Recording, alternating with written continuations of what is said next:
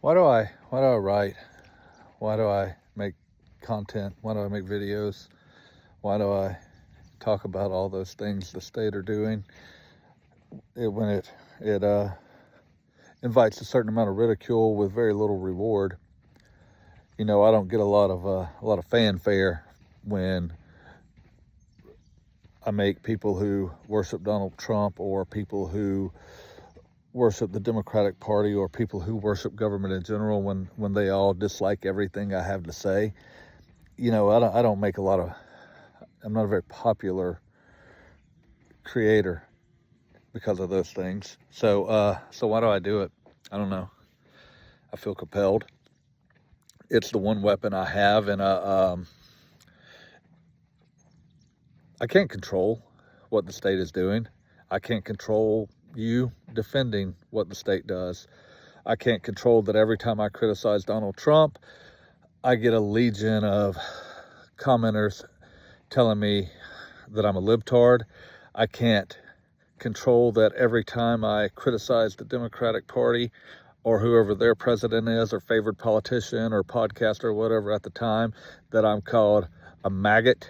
So I'm not bothered by it, but I can't control those things. And I can't control that right now Donald Trump is doing everything in his power to lead us into World War III. I can grasp at the reason why, and I believe the reason why is because the empire is collapsing, the dollar's failing, and a lot of people think those are reasons to assert dominance. I believe I've come to discover that people look for leadership in the world. They admire what they want to be. So there's, I think, a weak subset of people. I shouldn't judge. There is a people who see Donald Trump and his adventurism as strong, and they want to be that, and so they are going to accept whatever he does. It is what it is. I can't do anything about that. If Donald Trump creates war in South America and that invites the Chinese and the Russians and they start marching northward and we end up having war in our own backyard, I can't prevent that.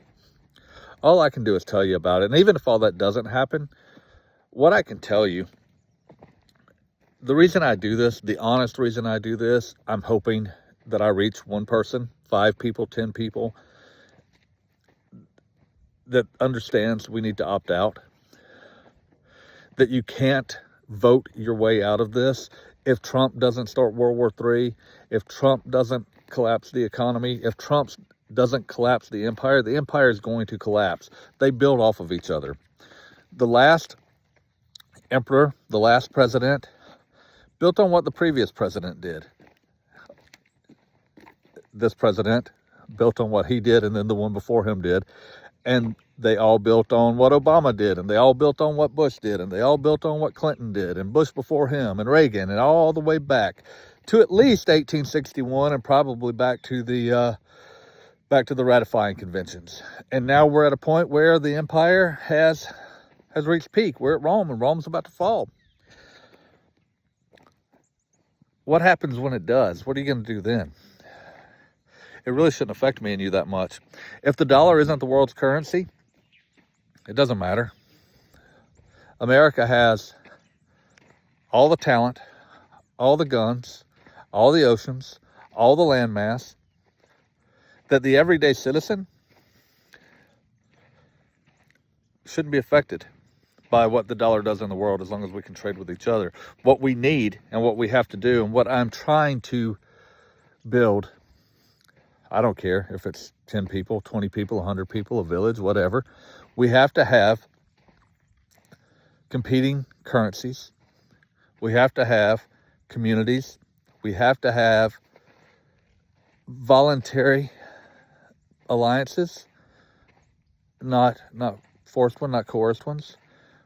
We have to have a system that doesn't rely on the state.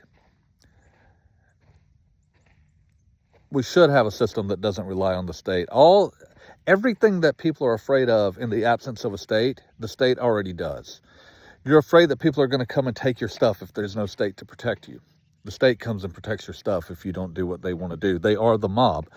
Like that really boils down to it is everyone is afraid that if the state mafia isn't there to be the enforcer, that some mafia will come along and be the enforcer. The state already is that. Like the worst fear that could happen in the collapse of a state is you get what you already have. The best remedy against that is to make the state or any power structure irrelevant. We should be able to buy meat, buy milk, buy vegetables, grow meat, grow milk, grow vegetables. We should be able to do those things. We should be able to trade with each other in whatever way we see fit without giving any portion of it to any mafia head. So what I'm talking about is simple. It's not for everybody. The masses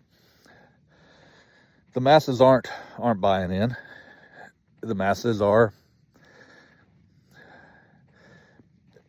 We have 2,000 years. We have an entire history of training people to be reliant on government. We're not going to change that today. The reason for that's simple. There was a time when the world was barbaric. There was a time before agriculture, before technology. There was a time in history where it made sense to pal up with the most powerful, strongest people in the world, dominate whoever was around or prevent somebody else from dominating you and taking as much as you could because that was survival. We're not starting from that point. If everything goes away today, we're starting from a point. That's where everybody gets it so mixed up. We're starting from a point today where government is so obsolete. Government is an infringement of prosperity. Government is, they create danger. They don't protect you from danger. The reason, blowback is the most important thing that you can learn about as far as if you're going to talk about foreign policy intelligently. If other powers around the world feel they're being threatened, they're going to move into a situation to prevent that aggression. So if China feels like it has to move into South America to keep its importance, and the United States feels like it has to keep China out of South America so that China doesn't gain that importance, it doesn't affect you or I. But one action causes the other action there. Governments do that. Even the mafia understands now, like even the cartels, even the gangsters understand that if peace is an option, it's the more profitable solution. We have the technology now. We have the experience of a human lifetime to understand that cooperation, that voluntary exchanges are far more profitable than extortion. I'm not telling you there won't be dangerous people in the world. I'm not telling you there won't be dangerous things. I'm not telling you there won't be power-hungry monsters. I'm telling you that we won't be giving them badges, that we won't be putting them in offices with armies to protect them and legitimizing them. I'm telling you that those, instead of in the world we have created, the most powerful monsters are the ones who succeed. They're the ones who rule the world. We put them there. We legitimize it.